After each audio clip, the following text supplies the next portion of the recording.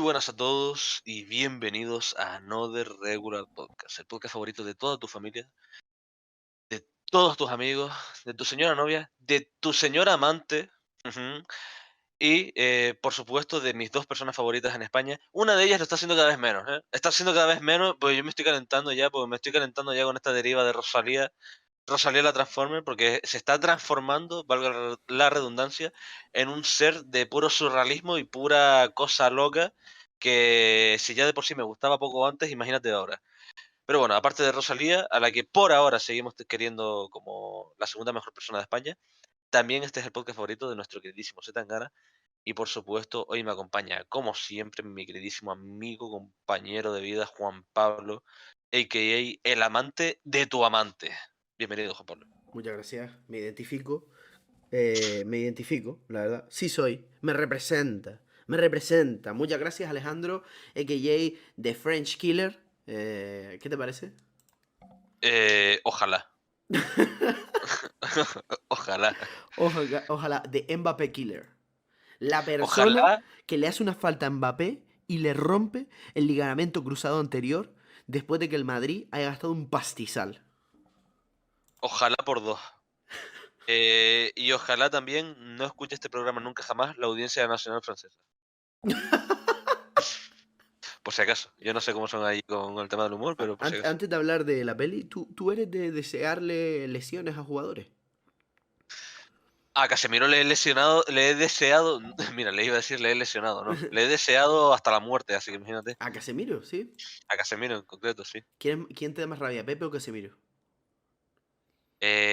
Casemiro, porque ¿Sí? Casemiro va por detrás. Sí, Pepe es un guarro, pero que va por delante, en plan. Mira, hola, soy el jugador más guarro contra el que haya jugado nunca. Vengo a partirte la pierna. Y no hay ni media duda. Casemiro es como, no, no, no, yo soy un defensa limpio, tal, yo quito balones, yo quito balón, amigo. Y no, hombre, no, no, hombre, no, tú eres más guarro que Pepe, hijo de la gran puta. Eh, en cualquier Pero, caso, ¿tú te imaginas que Pepe, después de haberle pegado un palizón a aquel hombre en el piso, después de haberle dado, yo qué sé, 5 patadas, a sí, dijese, toque balón? pues ese hubiese sido Casemiro. Si eso lo hubiese hecho Casemiro, Casemiro se hubiese vuelto loco a señalar el balón diciendo, toqué balón. Y por eso digo, prefiero a. O sea, no es que prefiera. Pero si tú me das a elegir, solo puedes matar a uno, mato a Casemiro. Bueno, Ahora espero perfecto. que en este caso la audiencia nacional española no escuche esto tampoco porque Casemiro vive en España Ya. y que tampoco lo escuche la audiencia nacional brasileña. Hostia, qué bueno, tú.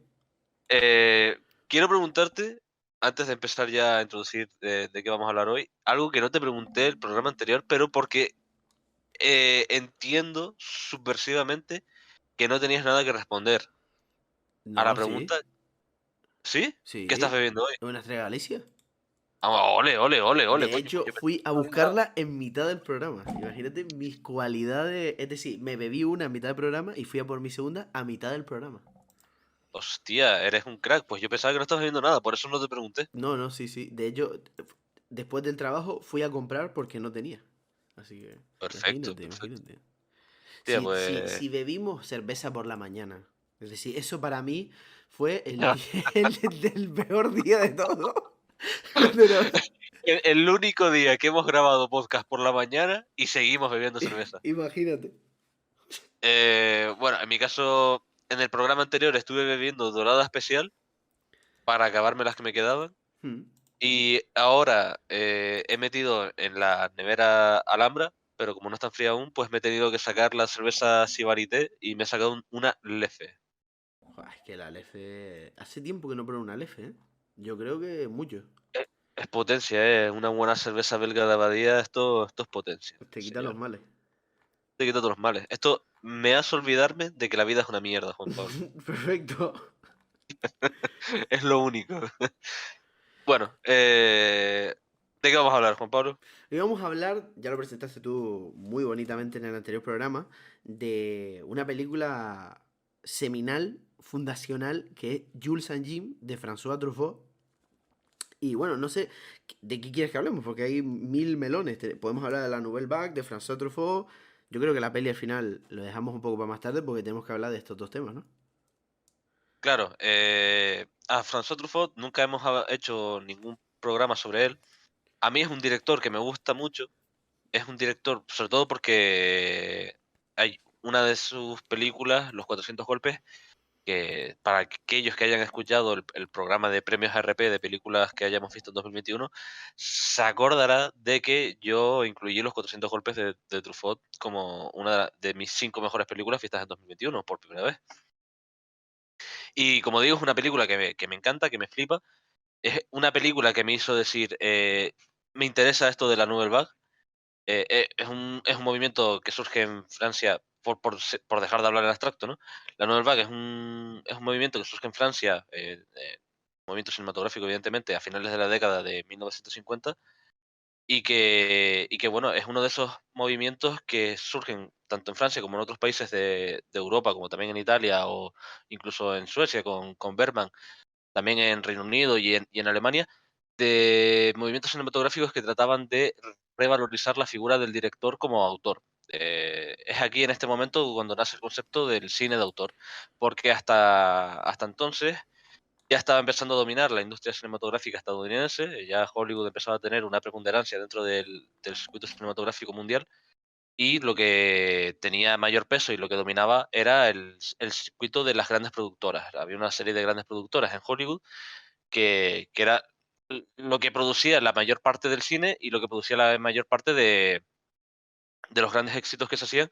Y estas productoras cogían a los directores, digamos, a sueldo, en el sentido de no eran obras que los directores ideasen, pensasen, escribiesen y demás, sino que la productora quiere hacer esto, quiere crear una película sobre este tema, sobre esta historia, sobre lo que sea, y pagamos a un director, contratamos a un director para que haga ese trabajo, que es algo que ocurre hoy en día, sobre todo con películas del rollito Marvel y tal. así, Bueno, de ese, hecho, sí, sí.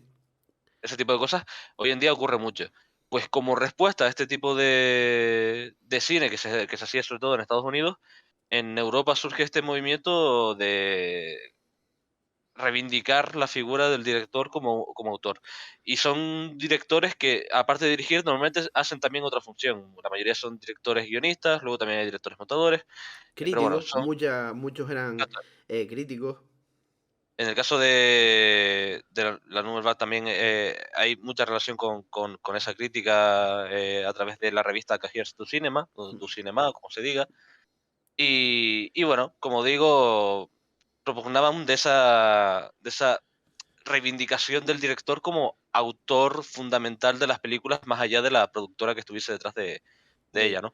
sí, y sobre todo también, yo qué sé, tenían el efecto de las películas antiguamente y hoy. Bueno, en realidad desde siempre, porque este movimiento al final, en cierta manera, es minoritario y funcionó para autor, es decir, es histórico, pero no por esto cambió la historia, me refiero, cambió la historia en el sentido de que muchos otros cineastas se basaron en ellos, pero la industria cinematográfica lleva siendo la misma desde que se inició. ¿Sabes? Las mayor del cine siguen teniendo el mismo poder realmente. Y, Sin por ejemplo, embargo, estoy totalmente de acuerdo en eso. Sí que cabe puntualizar que se pasó a valorar más la figura del director. Las medias evidentemente sí, sí, tenían sí. un gran peso, pero después de esto, por ejemplo, en Estados Unidos llegó la hornada de los Coppola, Sí. Scorsese, Brian De Palma, toda esta gente, que bueno, que antes probablemente no hubiesen tenido la misma importancia, no se los hubiese valorado igual que como fueron valorados a partir del surgimiento de este tipo de movimientos De hecho, en Europa. el término de autor ya llegó un momento en el que se dio la vuelta y se convirtió en algo como maligno, por así decirlo, convirtiendo al director como en el genio creador de cualquier película de autor, cuando una película muchas veces, las grandes películas de hecho, son buenas porque hay muchísima gente detrás. El cine es un arte colectivo. Pensar que las películas son buenas solo por el director, pues bueno, no es realista. De todos modos, en aquel momento las productoras eran dueñas de las películas y por lo tanto los directores eran asalariados. Y por ejemplo estaban los estudios, todos se grababan en estudios. La Nouvelle Vague no hay estudios, es salir a la calle con tu cámara Cámara y al hombro en muchos casos, sí, Es under, medios técnicos muy precarios, digamos. es eh, underground y vanguardista, sí, es decir, underground en el sentido tienen poco presupuesto y vanguardista porque experimentaban muchísimo, sobre todo con el montaje. Hay una técnica que es el corte, que aparece muchísimo en esta película, que en este momento es muy innovador y yo creo que un error que tengo yo viendo esta película es que lo veo desde desde los una ojos de perspectiva hoy en actual, día ¿no? y no desde los momentos de este momento, porque en aquella época el montaje se entendía más como transición, empalmar escena con escena y tal, y el corte, bueno, es decir, ya existía el corte, pero no se entendía el corte que parte de la gracia fuese ver el corte, me refiero. Obviamente había corte, un plano contra plano en una conversación, pero por ejemplo, Que se hiciese evidente. exacto, y hoy en día personas, por ejemplo, como Martin Scorsese lo han llevado mucho más lejos, el corte, lo que en inglés se llama el jump cut. Y luego están muy inspirados en Hitchcock, por ejemplo. Hitchcock es un director que le gusta muchísimo a toda la Nouvelle Vague. De hecho, Truffaut le hace la Tiene entrevista un libro a eso, que yo creo que es el libro más importante de cine o con el que más se puede aprender, que es El cine según Hitchcock. Un librazo. como Truffaut, sí. Sí. Y luego eso, que también una cosa que a mí es lo que más me mola, y yo creo que es lo que... si hay gente que no conoce la Nouvelle Vague, que es por lo que recomiendo, no es cine de autor y entendamos como cine super elitista complicado. No, de hecho no. De hecho, No, se que va, que buscaba va. que fuese comercial, que le gustase a la gente. Entonces, las historias por lo general son historias pues muy eso, muy que le gusta a la peña. Asumible, sí. Sí. Y por ejemplo, hay dos ejemplos, dos autores epítome de la Nouvelle Vague, son Jean-Luc Godard y Truffaut. Y yo creo que Godard, he visto pelis de Godard también, yo creo que Godard llega un momento en su, en su vida, por así decirlo, en el que la Nouvelle Vague se la suda, o yo qué sé, porque Godard tiene películas que son experimentación pura y dura, donde no se entiende nada. Y Truffaut es Por tan... ejemplo, la Chinoise, no sé si has visto la Chinoise. No, ahora mismo esa no, fíjate. Pues la Chinoise de Godard, me acuerdo de ella porque aparece el actor fetiche de Truffaut, que ahora mismo no recuerdo el nombre, pero es el actor que hace del niño en Los 400 golpes y que luego sigue protagonizando, haciendo el papel de Antoine Doinel, que es el niño en Los 400 golpes de Truffaut. Y bueno, Truffaut a lo largo de la vida de ese chaval, cuando va creciendo, pues sigue haciendo una serie de películas en las que sigue encarnando a Antoine Doinel. Pues ese mismo actor aparece, es uno de los protagonistas en La Chinoise de Godard, y es una película súper críptica en cuanto a su estilo, que hace una crítica al comunismo de China, en concreto al maoísmo, y es una fumada. Yo cuando me vi eso dije, hostia, Godard, primo. Es todo lo contrario a precisamente lo que te estás explicando del espíritu este de Nouvelle Vague de historias sencillas con medios tal, pero que se puede entender, ¿sabes? Sí, te digo, pero Godard es un tío también interesante, pero bueno, es como muy dispar a lo que es el género en sí. Y luego, una cosa que a mí me flipa de Truffaut es que Truffaut era un tío que era muy de las nuevas generaciones y tal. De hecho, aparece como actor en Encuentros en la tercera fase de Steven Spielberg. Y tiene un papel importante, Truffaut. Y hostia, ver a autores de vieja escuela, por así decirlo, participar en películas de hornada de nuevos directores con un desacomplejado completamente, dices, hostia, habla de una personalidad pues muy única, ¿no? Luego, en el caso de Truffaut, él mismo llegó a actuar también en algunas de sus propias películas, como La Noche Americana, Sí, sí. donde interpreta al director de la película. Siendo el director de la película, pues interpreta al director de la película que se rueda dentro de la película. Mm. Creo que se entendió lo que acabo de decir. Sí, sí. Eh, bueno, en el caso de, bueno, de la Nouvelle Vague, respecto a las líneas temáticas que siguen, ya lo has dicho, son películas que hablan sobre la condición humana y tal. Son todos estos movimientos que surgen en Europa suelen tratar mucho también el tema de la sociedad de posguerra, porque son movimientos que surgen justo en los años posteriores a la finalización de la Segunda Guerra Mundial. No todos coinciden en cuanto a la línea temática. Por ejemplo, el neorrealismo italiano es un cine mucho más social. El New Cinema inglés, creo que ese es el nombre, el New Cinema inglés, También es un cine mucho más social, como por ejemplo películas como La soledad del corredor de fondo de Tony Richardson y tal. La Nouvelle Vague tiene a veces ese cariz social, por ejemplo, en Los 400 golpes, eh, creo yo que es bastante evidente, ¿no? Es lectura, crítica social, esa sobre la infancia, sobre todo, ¿no? Sin embargo, aquí, por ejemplo, no encontramos ningún tipo de lectura ni de crítica en ese sentido. Así que, bueno, dentro de los propios movimientos, esto que hemos dicho que surgen en este momento, hay diferencias y en este caso la Nouvelle Vague no concuerda del todo con los otros movimientos como el neorrealismo italiano, el New Cinema inglés o el Junger Deutsche Film, que es el movimiento que surge en Alemania. Bueno, No sé si quieres decir algo más de si Truffaut quieres, o... hacemos la pausa y nos adentramos ya en la peli. Ok, Y ya vamos, si salen temas, nos quedan 30.000 cosas que decir acerca de la Nouvelle Vague y acerca de Truffaut. Pero si quieres, vamos hablando de la peli y los temas que salgan, pues los relacionamos y tal, porque si no, nunca vamos a hablar de la peli, básicamente. La Nouvelle Vague sí, tiene un programa solo. ya, pues sí, pequeña pausa y volvemos ahora.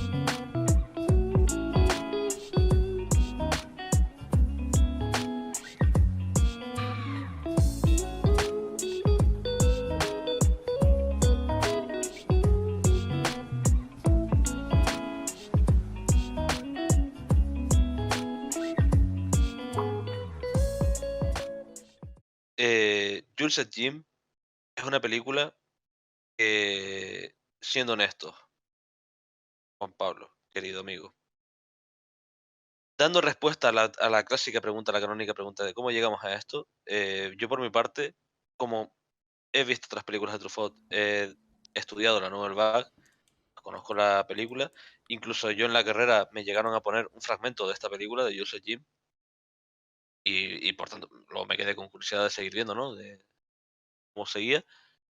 Y yo llego a esta película básicamente a través de Truffaut, a través de la Nouvelle Vague, cuando la estudio, y siento curiosidad de verla, porque es uno de los grandes clásicos de François Truffaut.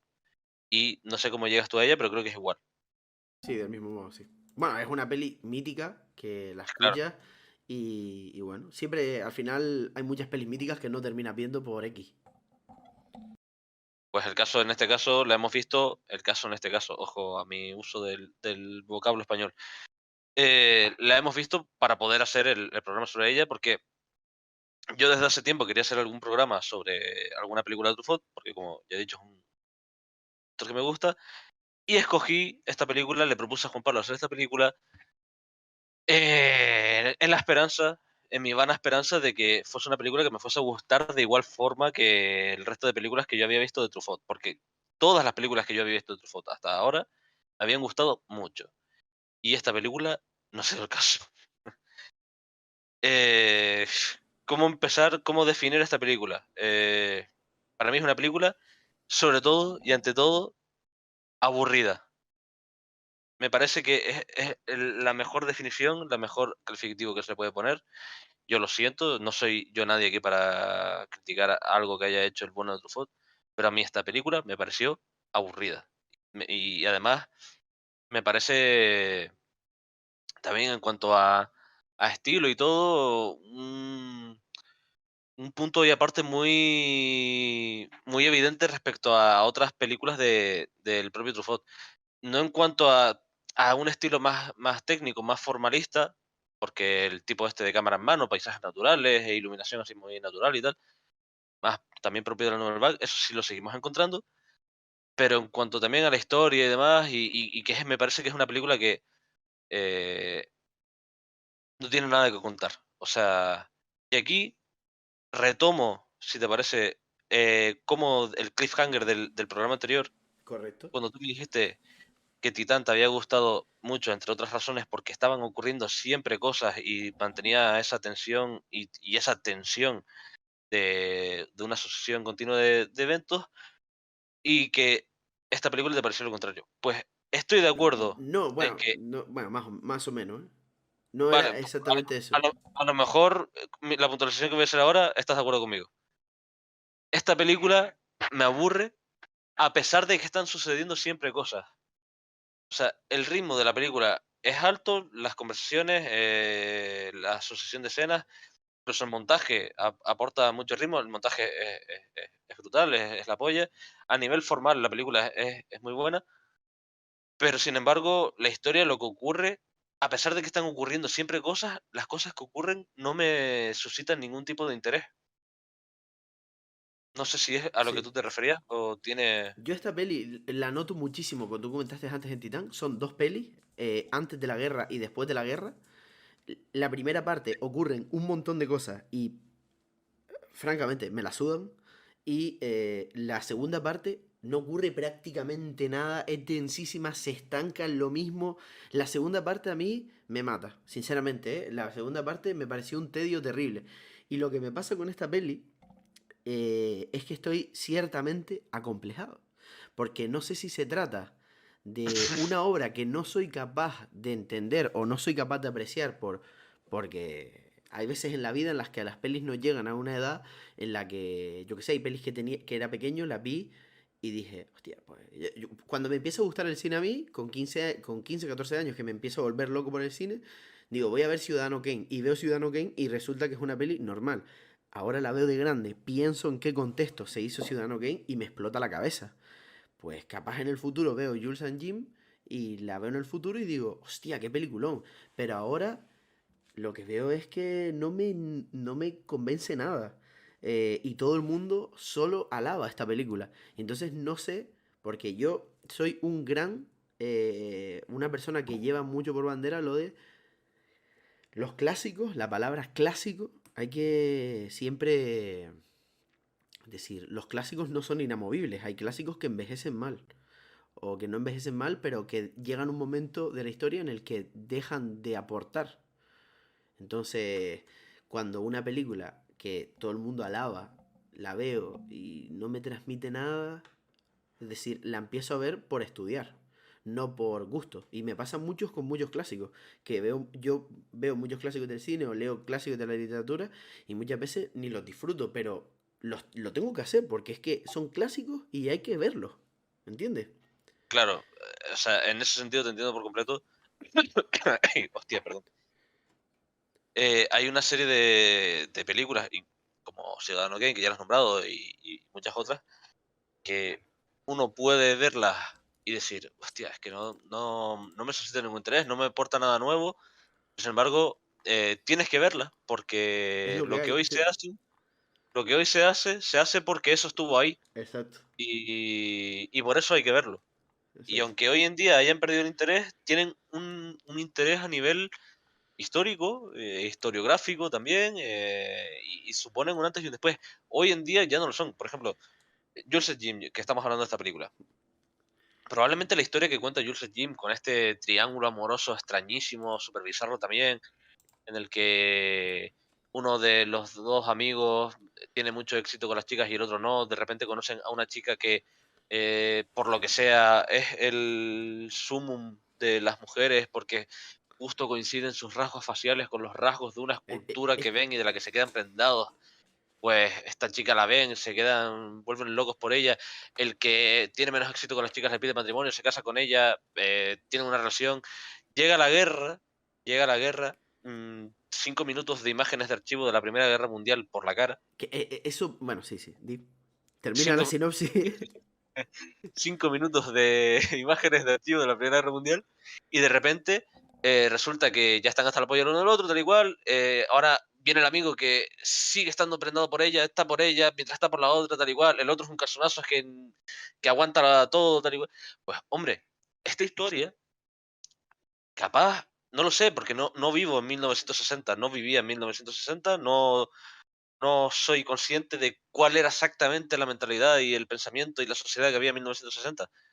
Pero puedo llegar a imaginar que este tipo de historia, este tipo de planteamiento y este tipo de relaciones así, esa mujer que parece un poquito femme fatal, pero no, porque tampoco es que ella quiera hacer daño como tal, sino que simplemente es así, libre, empoderada, tal.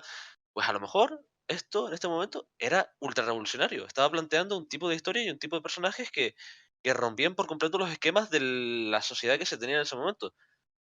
Y a lo mejor el interés y el éxito de esta película y el porqué de convertirse en un clásico, esta película radica ahí. Claro que tú la ves a día de hoy y dices tú, eh, qué pereza, ¿no? Sí, sí, sí, sí, sí. Solo voy a decir una cosa buena. Bueno, diré algunas cosas buenas, pero le voy a decir una cosa buena porque le voy a pegar un palo. Lo bueno es que, por ejemplo, la escena en la que están ellos corriendo, ¿no?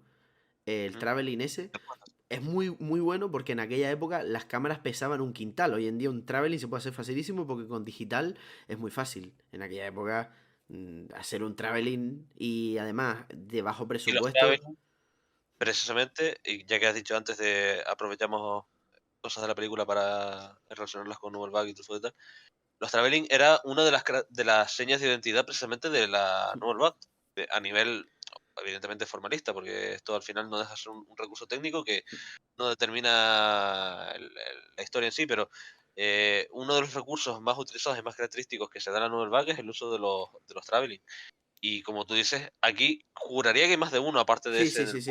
puente. Cuando al final de la peli están los dos amigos caminando y se ve un traveling también. Hay mucho, mucho traveling. Pues hay más de un traveling. El del puente en concreto, como tú dices, es bastante meritorio, porque encima además la chica, Catherine, corre bastante rápido y tal, y bueno, es muy meritorio el traveling. Y eso y es otra de las señas de identidad de la Nouvelle Vague que se ve también reflejada en esta película. Pero prosigue. Bueno, luego, la película, ríete tú del lo crítico que es Titane. Esta película, sí para mí esto es bizarrísimo, esta película, tío, porque cuando de repente aparece lo de la estatua, se enamoran de los rasgos de la estatua, luego descubren una chica con los rasgos, se obsesiona, y luego el final es una demencia. El final, cuando el otro le está diciendo, tiene varios amantes, yo lo acepto, no sé qué. Y yo pensando, pero, wow, esto es salvaje, ¿eh? Sí. Es muy Y moderno. luego le dice a su amigo, ya estoy tan acostumbrado a que tenga amantes que lígatela tú también, ya puesto. Sí, Simplemente sí, sí, sí. me conformo con que me dejes seguir viéndola. Sí, sí, sí, sí. Hostia, este señor tiene un nivel de... su pensamiento está avanzado 100 años, cabrón. Y por eso te digo, chapó por Truffaut en el sentido de que a mí me parece que la peli es moderna en cuanto a lo loco. Porque me parece loco. Hoy en día, esta película hoy en día me parece loco. A mí, imagínate en los 60 que es cuando sale, ¿cómo le pudo haber entrado esa película al público? Hay que decir que el papel de la mujer hoy en día yo creo que es muy distinto al de los 60 porque este papel lo puedes ver como un empoderamiento femenino o el cliché de una tía que destruye una amistad entre hombres. Entonces, mm, Claro, porque por eso te digo que está ahí un poco a mitad de camino entre una femme fatal y no solo por el tema de destruir la amistad entre los hombres, sino también por el hecho de que se acaba cargando a uno de ellos en un acto de suicidio loco, sino también por esa parte de empoderamiento de no lo hace por maldad, porque lo normal es que la figura de la femme fatal, evidentemente ya es una cosa que surge, está mucho antes del cine, pero que se pone de moda en el cine en estos años, en los años 40, 50 y demás. Bueno, la película es del 61, creo, si no recuerdo mal. el 62 creo. 62, vale. Pues durante estos años, la figura de la Femme Fatal tiene como mucha importancia en el cine, se pone muy de moda y tal, en muchas películas. Sí, el noir, ¿no? Sí, en el film noir, exactamente. Por ejemplo, Double Indemnity, Perdición, creo que se llama en español, de esas grandes películas canónicas con una Femme Fatal y tal. Pues por eso digo, podría ser una femme fatal, pero sin embargo tampoco termina de responder al estereotipo, al canon de femme fatal en el que esa mujer es maligna a conciencia, ¿sabes? Se aprovecha a conciencia de las situaciones. Esta parece que sí se ríe de ellos y se aprovecha de ellos, pero no con maldad, sino porque, en plan, sí, sí, sí, es que es así, en plan, si yo tengo a mínima duda de que tú me puedes estar poniendo los cuernos, pues yo de forma preventiva te pongo los cuernos con cuatro. Pero porque son así las cosas, no porque quiera Ya hacerte quisiera daño, yo sino, que no fuese. claro, ya quisiera yo que esto no fuese así. Oye, yo no he querido ponerte los cuernos con cuatro tíos, simplemente tengo la sospecha de que tú me los estás poniendo a mí. Oye, como comprenderás, de forma preventiva tengo yo que curarme en salud y ya está. Hostia, pues no sé yo si esto es una fe fatal del todo o simplemente es un nivel de empoderamiento que incluso sobrepasa eh, hasta, hasta cierto punto eh, el papel de la mujer y el rol de la mujer en la sociedad de hoy en día, de 2022, ¿sabes? Yo cuando vi la peli, de hecho, de las primeras cosas que hice cuando estaba viendo la peli y cuando ocurre lo de la guerra mundial, las escenas de la guerra, que son, no sé, me desentonan muchísimo, la verdad, fue mirar en qué posición de la filmografía de Truffaut se encontraba esta película. Porque Es de las pensé, primeras, ¿eh? es de las primeras. Bueno, pero ya había hecho los 400 golpes. Sí, sí, sí. Y había hecho unas cuantas más. Es decir, te confirmo, es uno, 2, 3, 4, 5 y 6. Es la sexta. Pues sí. Es la sexta. Pues te Tiene digo, una filmografía bastante extensa, también es ujú. verdad, pero Bueno, y tiene muchos cortos de por medio. Pero bueno, que me sorprendió para mí entender lo raro que era el guión tirando a malillo. Y te explico por qué. En cuestión de estructura, me fue a la cabeza que sea la primera mitad como una especie eh, de comedia absurda, no sé. pero eh, la primera mitad, si me permites, me parece que es como una especie de oda a la bohemia francesa, al espíritu eh, parisino del Montmartre, con los artistas yendo a los cafés y hablando de cosas filosóficas y artísticas e intelectuales sí, pero y a ligando. mí me recuerda a Manhattan, la de Woody Allen. Ricachones haciendo cosas Sí, de sí, sí, sí, ricachones. también, también, también. Sí, O sea, sí, efectivamente, sí. Que en cierta manera, evidentemente, el espíritu bohemio del Montmartre era eso, sí, sí. pero que parece una especie de oda a ese espíritu, ese ambiente del Montmartre francés, de ese rollo bohemio de tal. Pero la Pues segunda mitad, eso se eso, pierde y es un... dramón, es un ¡Buah! dramón de... La primera mitad de eso. Luego, tiene diálogos, pero literalmente hiper explicativos. Hay una frase que es muy manida, que es lo de muestra, no cuente, que en el cine se dice porque literalmente lo puedes mostrar. En la literatura, por ejemplo, los personajes se piensan a sí mismos y se dicen, me encuentro mal. ¿Por qué? Porque está el monólogo interior, pero es que en el cine, ¿por qué ibas a decir, me encuentro mal, cuando el actor puede poner cara de encontrarse mal? Pues en esta, por ejemplo, cuando salen del teatro, ¿te acuerdas de esa escena al principio? Que hablan acerca de las Ah, sí, mujeres, sí, sí. Y sí, que Jules da un discurso machista, pero que es un repite discurso todo machista, esto, ¿cómo te digo? Explicativísimo, hiper explicativo. y ella decide saltar al río. Sí, sí, sí, sí, sí. Es verdad, sí, sí. ¿Sí, no? Luego, Eh, toda esta primera parte, que te lo juro, perdón, te lo juro, dije, estoy hablando rápido. A mí me transmite como vibe de este tipo de pelis que se llaman Feel Good, que son pelis como muy buenachonas, que al final como que no cuentan nada. Pero, por ejemplo, The Florida Project, que es una de mis pelis favoritas, es un poco Feel Good, porque es una peli que al final no cuenta nada, pero cuenta la infancia de unos niños y tal, con un trasfondo oscuro. Y hay muchas pelis de este rollo como de feel good, que no cuentan nada y es como un director que habla del mejor verano de su vida o un director que habla de su infancia y tal. Pero es que esta, es que no me como, me aburre porque es cuando están, por ejemplo, en el gimnasio y le están haciendo un masaje, solo pienso, Dios, ricos de mierda, ¿no? Claro, es que eso soy yo que bueno, que bueno. Luego, bueno, la escena de durante la... un ¿Di? momento, perdona, yo me apunté, tengo las notas aquí, de esto es la primera mitad de película, cuando aún no ha ocurrido la Primera Guerra Mundial. Me apunté, ¿de qué cojones se supone que vive esta gente? Hombre, sí.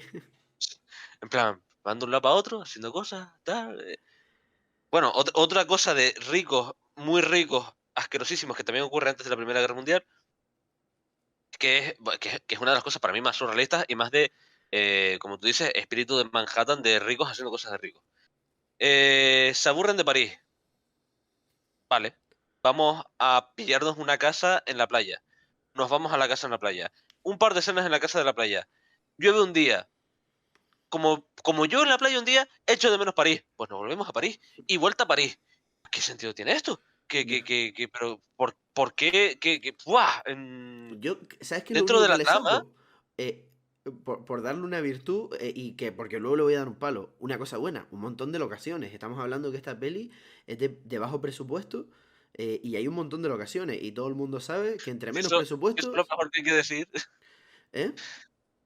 O sea, sí, tienes razón, pero que si eso es lo mejor que Ya, hay que ya. destacar. Pero bueno, significa que son muy currantes, que tienen mucha fuerza de voluntad, porque son capaces de coger el coche e ir de lado a lado, ¿no? Luego, rápido, las escenas de la guerra, me parece esperpéntico, encima la voz en off, hablando encima de las imágenes de guerra, Bueno, me transmite nuestro corto, ¿sabes? Coger imágenes... y no solo durante las imágenes de la guerra. Hay una voz en off durante toda la película que si por no fuese suficientemente evidente la surdez de lo que ocurre, está la voz en off narrándote por encima todo lo que ocurre, recordándotelo y describiéndote lo que están haciendo los personajes. Eso es una cosa que a mí me vuelve loco, que hay una voz en off describiéndote lo que tú ya estás viendo. Ya, sí, sí. Eh, a, a mí eso me vuelve loco y no para bien. Y luego Eh, entramos en lo que yo creo que es donde yo peor lo pasé con diferencia, que es el segundo acto, o la segunda mitad, que es sí, todo, la película pasa de ser, lo que estuvimos hablando, una adrenalina terrible de escena aquí, se van a la playa, dejan la playa, vuelven, se van al teatro, salen del teatro, la que ya se viste de hombre y salen corriendo, a se tira al río, salen del río, sí, pasa a ser un... En el puto campo, todo transcurre ahí, y para adelante y para atrás, exactamente lo mismo, es que es el mismo problema exacto. desarrollado no sé ni cuántos minutos, y yo pensando, pero Ese es el problema, exactamente, ese es el problema, que la situación es la misma y hay por lo menos una hora, hora y pico sí, una hora de metraje por lo menos, en el que el problema de fondo es el mismo. Estos ya no se quieren, el otro la sí, quiere, y es una hora ocurriendo lo mismo. O sea, hay una cosa que a mí me parece que puede ser significativo de que la película, su guión un poquito malardé, que sería probar a coger el metraje de la película y el montaje cambiarlo de orden. Y esa segunda mitad de la película cambias las escenas de orden y seguiría significando exactamente lo mismo. En ¿a plan, qué te refieres? No, de que, no entendí a qué te refieres de orden, de... quitando la escena en la que se suicidan al final, ¿no? Sí. El resto de escenas de Jim con la mujer, que tal igual, que Ah, se vale, piensa, vale, vale, sí, sí, sí, sí. de aquellos dos peleándose o siendo indiferentes uno al otro, Jim con Catherine, Jim con Jules hablando sobre Catherine. Hay tantas escenas tan iguales que si tú las desordenas entre ellas, quitando la resolución en la que se suicidan, evidentemente, si tú desordenas esas escenas, pues la película es la misma. Sí, sí. Y, hostia, eso a lo mejor no está bien. Yo no creo que eso sea algo bueno. Hombre, Eh, pero, no pero sé bueno, qué no sé. decirte. Por otra parte, es que aquí volvemos un poco. De verdad, no es cuestión de. O al menos yo no creo que sea cuestión de verosimilitud. Es cuestión de que las cosas que hacen los personajes, hostia, de verdad, o es cosas de ricos haciendo cosas de ricos que no las comprendo porque no soy rico, o simplemente son tontos y hacen cosas incomprensibles, como en mitad de una conversación nombran la cerveza alemana, Jules le ofrece a Ah, sí. Jim una cerveza alemana y Catherine dice, ¿por qué le ofrece cerveza alemana? Con lo buenos que son los vinos franceses. Y se pone a recitar tipos de vinos franceses. Sí, Dice sí. 57 nombres de vinos franceses y cuando termina se echa a correr. Se Y echa el a correr. otro la persigue. Y Ese. el otro la sigue. Sí, sí, sí, sí. Sí, sí. ¿Eh? ¿Qué está pasando? ¿Pero qué está Sí. pasando? Es como teatro dadaísta, pero ¿qué está ocurriendo? Sí, sí, sí. Tal cual, primo. Esto es Mira, dadaísta. ahí ¿Esto estoy qué de es? acuerdo contigo porque con respecto al tono de la película es que no tiene... Es decir, que ella se tire a la piscina o a la playa o al muelle o lo que coño fuese, Al río, al sí. río lo puedo entender como un rollo de liberación femenina, rollo, pues mira lo De que hago, me provocación, suda el sí. coño, me tiro a la... Pero que de repente saliese corriendo y luego el otro saliese corriendo y el otro se quedase sentado con cara de pena así mirando al piso. Pero qué... ¿Pero qué, pero qué es esto? Ya, ya, ya, ya, ¿Pero ya, qué es sí, esto? No, no sé, te lo digo. Cuando vi la peli, cuando la estaba viendo, yo estaba pensando, ¿qué no estoy entendiendo, hermano? Te lo juro, ¿eh? Yo las veía y yo decía, ¿qué no pillo? ya. Y estuve muy focus en lo técnico. Y vale, lo técnico es muy bueno. Te digo, si Sí, lo ves para la época, porque hoy en día, bueno, tiene un montaje claro, muy claro. bueno para la época. Y es Exacto. O sea, increíble, si modernísimo. valoramos la obra, exacto, si valoramos la obra en su contexto, es súper vanguardista, el montaje es brutal, tiene, por ejemplo, cortes de imagen, se congela la imagen durante X segundos, que eso es un recurso que a día de hoy tú dices, ok, por la cara, pero que para el momento es una cosa loca, que a la gente no se le ocurría hacer ese tipo de cosas en ese momento, ¿no? Luego la fotografía, a pesar de ser todo paisajes así al aire libre, naturalista y tal, fotografía que cumple. Cumple también con el estereotipo de fotografía en blanco y negro de la Nouvelle Vague, a pesar de que en ese momento ya existía evidentemente el cine en color y podrían haber hecho esta película en color, pero deliberadamente deciden hacerlo en blanco y negro. Incluso la narración con la voz en off, aunque me rompa los huevos que te cagas, porque es una voz en off que se dedica a describir lo que ya estás viendo, Es el hecho moderna, de en cierto sentido, ¿no? exacto, hasta cierto punto es moderna, tal. No me gusta, porque no me gusta para lo que se utiliza la voz en off, pero la utilización de esa voz en off y tal, es moderno y tal. Como esa voz omnisciente que va narrando la historia y tal. Tiene una serie de elementos, sobre todo a nivel técnico, a nivel formal, que está muy bien y que como hemos dicho, dentro de la época son la polla, son súper meritorios, súper modernos, súper vanguardistas. Hoy en día, evidentemente, ya no les damos el valor que tienen porque eso ya está superadísimo, pero hay que hacer el esfuerzo y esto es, yo creo que necesario también a la hora de poder valorar una película de una forma justa, el hecho de valorarla dentro del contexto en el que está hecha. Y si te retrotraes a ese contexto, pues, oye, la película tiene cosas que son meritorias y que está muy bien y ole por ellas. Ahora bien, al margen de esa parte técnica, aparte de esa parte formal, el resto de la película, que al final, vamos a ver, una película no es solo su historia, pero tío, tú no te pegas las 106 minutos que dura la película mm, solo fijándote en el montaje, solo fijándote en los tipos de planos, solo fijándote en el movimiento de la cámara, en que utilicen cámara al hombro. No, porque no, porque si no, no te enteras de lo que cuenta la película en sí. La película en sí cuenta una historia sobre estos personajes. Y esa historia es aburridísima y es surrealista y no te la crees. Y ese es el problema con esta película. Eh, Claro, sin embargo, ahí en lo final podemos debatir más, pero bueno, sí, te digo. Bueno, no sé si vas a seguir. nada, solo iba a decir, para no decir todo cosas malas, escribir un par de escenas que me hicieron mucha gracia y que sí me gustaron. Y la primera es, Jim está en París de vuelta, pues ahí hablando con gente y tal, conoce a un señor, bueno, no conoce a un señor, se reencuentra con un señor amigo suyo, le presenta a una pava que está ahí callada y le dice, no es que sea tonta, está vacía.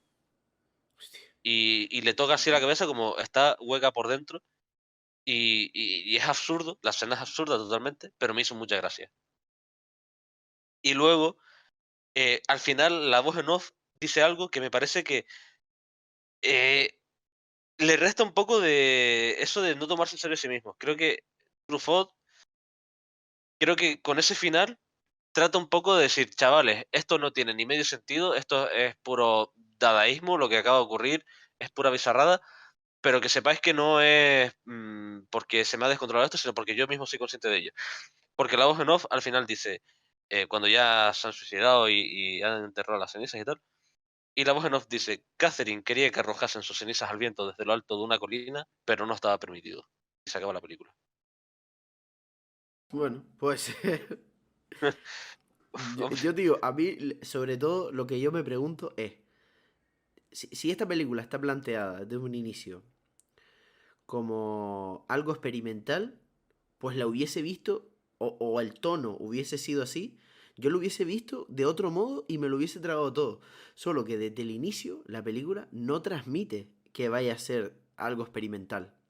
La película parece que va a ser una película Normal, más sí. tradicional, que cuente una historia de gente, algo así, pero de repente la película tiene unas situaciones bueno, que son extremadamente extrañas, ¿no?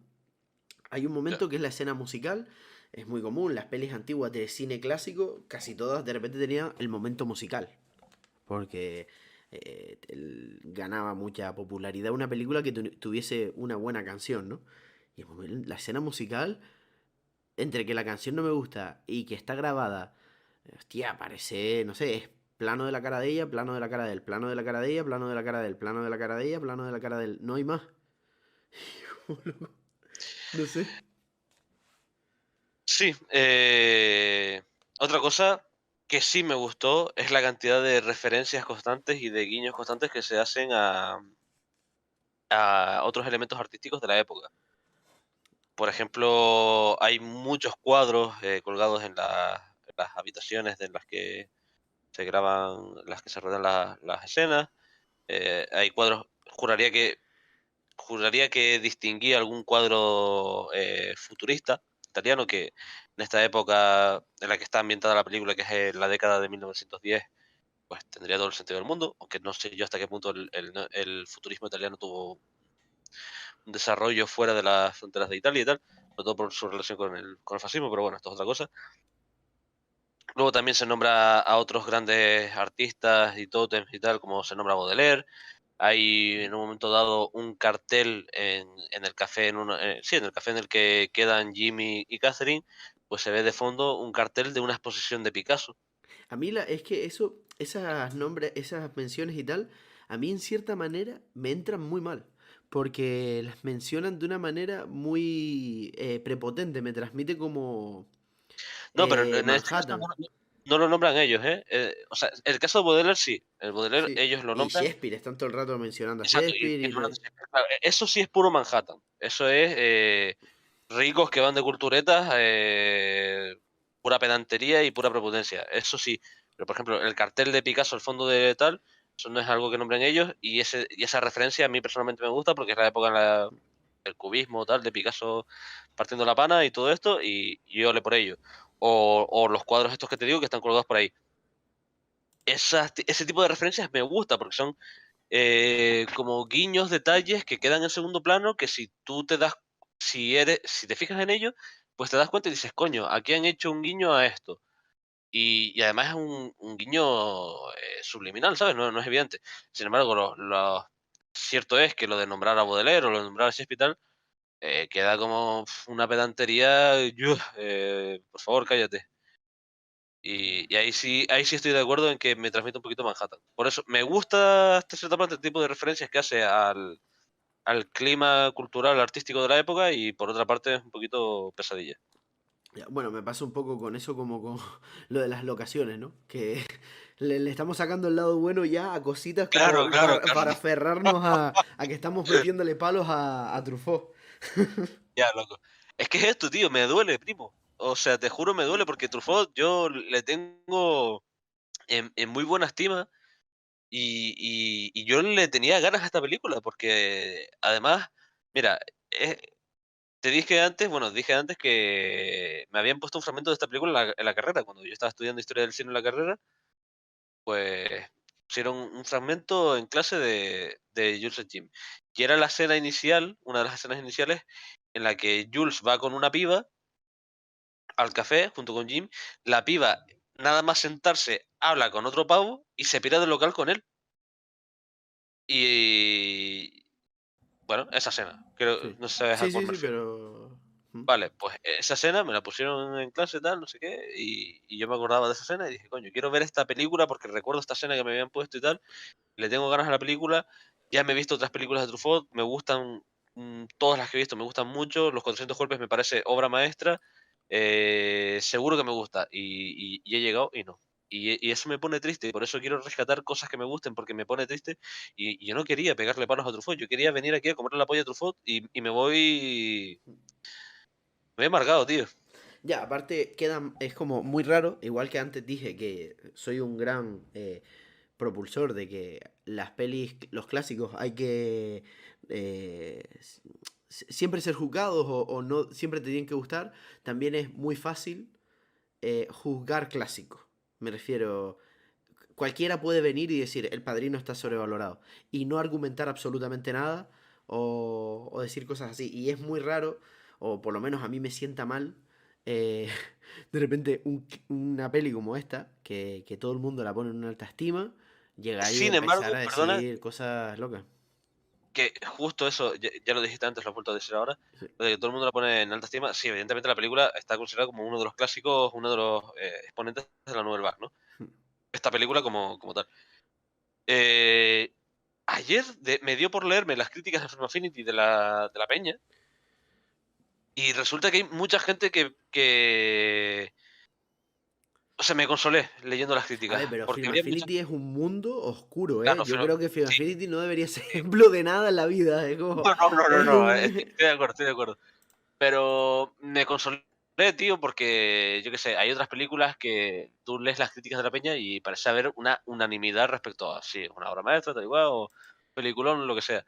Y en esta vi mucha gente que decía, pues mira, es que esto es aburrido, es que esto me estaba quedando dormido, es que esto, Truffaut, yo esperaba otra cosa, Truffaut. Y por eso te digo que sí, a nivel crítica y tal, es una película, eso, es un clásico, pero puede ser que recientemente, por las críticas evidentemente son desde que se creó la página y tal, eh, pues haya gente que diga, hostia, pues a lo mejor este clásico ha envejecido un poco mal, ¿no? Y me consuelo un poco con esas críticas porque Pero bueno, al final eso muchas que la peli veces tiene un no. 7,5, ¿eh? Sí, pero muchas veces que una película sea buena y no le gusta al público, pasa increíblemente mucho, ¿eh? Claro, Eh, claro, o sea, no, por no, eso, si no, tío, si no lo digo por eso, o sea, evidentemente lo pongo lo cojo con pinzas, esto que digo. No me sirvo de las críticas de la Film Affinity, que como tú has dicho además es un mundo oscuro y donde la peña va de un sibaritismo absurdo. Simplemente que por lo que pude leer, no creo que estemos tan solos a la hora de pensar que esta película en concreto puede ser que haya envejecido mal. Sí, bueno, no, no me consuela, pero No, te digo, yo creo que de aquí a un futuro habrá que reverla, porque capaz, o bueno, a mí por ejemplo me falta, no me informé, por ejemplo, en una entrevista de Truffaut hablando sobre la película, porque también yo creo que para hacer una crítica buena global tienes que tener en cuenta al autor y las intenciones que tenía o lo que sea. Pues te digo, capaz hablo una entrevista a Truffaut y lo primero que dice es, quise experimentar. Hostia, pues entonces mi opinión de la película cambia completamente, porque si lo que quisiste es experimentar, no te voy a juzgar con el pensamiento de que tu objetivo era ser el padrino, porque no era tu objetivo, sería injusto. ya, Entonces ahí es donde capaz falta, por eso tío, hay que informarse en general, ¿no? De qué objetivos tenía sí. o tal. Pero bueno, más allá de eso, que yo por lo menos no lo he hecho. No, yo tampoco, yo tampoco. Yo venía a esta película con el conocimiento previo que tengo tanto de Truffaut como de la Nouvelle Vague, lo que ya sabía de Truffaut y lo que ya sabía de la Nouvelle Vague, y me he lanzado a la piscina con esa información por delante. Eh, con esa información por delante, no me ha convencido esta película. No, A no. lo mejor hay otra información que me hace verla de otra manera, no lo sé, pero a día de hoy es una película que no me convence y es sin duda la película de todas las que he visto de Truffaut que menos me gusta. Yo de hecho me adelanto cuando voy a ver esta película, por lo general cuando voy a ver una peli que nunca he visto y es para el podcast, nunca lo hago con tomando notas. La primera vez nunca tomo notas porque si no como que me predispongo a tomar notas, ¿no? Siempre las tomo después de haberla visto para tomar nota de lo que sí se ha quedado dentro de mí. Eh, y la veo pues con el objetivo de ver una película. Entro a la película como cuando voy a ver cualquier otra que no he visto. Sí, Que es que me guste y pasar un buen rato. Pues, yo quiero pasar un buen rato, en general. Pero claro, el principio arranca y dije yo, bueno, esta va a ser. Bueno, hace poco, hace muy poquito, a principios de año, de hecho, me puse a ver La Ley del Silencio. ¿Te suena? La de Elia Kazan. sí, la tengo pendiente, la tengo Pues pendiente de ver. yo veo que es del 54. La veo, porque es un gran clásico y tal, y me di cuenta de que esa película, hostia, me aburre infinito, ¿no? Me parece que es una historia muy naif y tal. Y entonces dije yo, va, esta es típica peli de ver y de no disfrutar. Y ya está, y me puse en esa mentalidad. Pero yo es que con esta película pensé que digo, bueno, en concreto, después de cuando habla de lo de la guerra, dijo, capaz ahora se pone más gozona. Pero no, hermano, infinito. Todo lo contrario. Infinito. Ya. Pero bueno, yo Bueno, ya tengo, esto ya he ocurre. dicho todo lo que tenía que decir. Sí, yo también. Es más, yo no pensaba que este programa, la verdad, fuese a dar para una hora, porque mm, no quería pegarle palos sin Tino Truffaut, porque ¿quién soy yo para pegarle palos sin Tino Truffaut? Ya. Truffaut es uno de los grandes directores de la historia del cine y yo soy un oname de mierda aquí hablando de una de sus películas. Pero bueno, al final sí que ha dado para programa de duración más o menos estándar normal. De verdad, repito, yo quería comerle la polla a Truffaut con esto, pero al menos en esta primera sí, visión de la película, pues no he podido y ya está, pero no pasa nada. Me gustaría, honestamente, volver a hacer algún programa en el futuro de alguna película de Truffaut para quitarme esta espinita de... Quería hablar bien de él, ¿sabes? Pero bueno. Bueno, se puede hacer, claro. Respecto, respecto al próximo programa, hay que decir que no lo tenemos hablado. No lo tenemos Como hablado. ocurre 7.000 millones de veces, ocurre que hacemos el pack de dos programas y no hablamos de cuál van a ser los siguientes. Pero porque es Así la que magia del directo, ¿no? es la magia del directo. Y bueno, sí tiene más gracia porque estamos grabando esto viernes 18 de febrero. El de Titán se publica el 19, el de... El El de Gypsy 25, James se el publica el 26, 26, sí, 26, y el X día que sea de marzo, el 5. ese, pues tú llegarás virgen y puro Claro, esperando un nuevo programa de No de Regular Podcast, tu podcast favorito, diciendo, che, pues yo no sé de qué van a hablar hoy. A mí, en el último programa, no me dijeron de qué van a hablar hoy. claro, Y llega, se publica el programa y dice, ole, ole, ole los niños que van a hablar de un tema que a mí me flipa. Y claro que listo. sí. Y nosotros lo que queremos es hacerte feliz. Claro que sí. Listo. Claro Pues que sí. nada, Juan Pablo, un placer. Alejandro, un placer. Nos vemos la semana que viene. Nos vemos la semana que viene. Chao.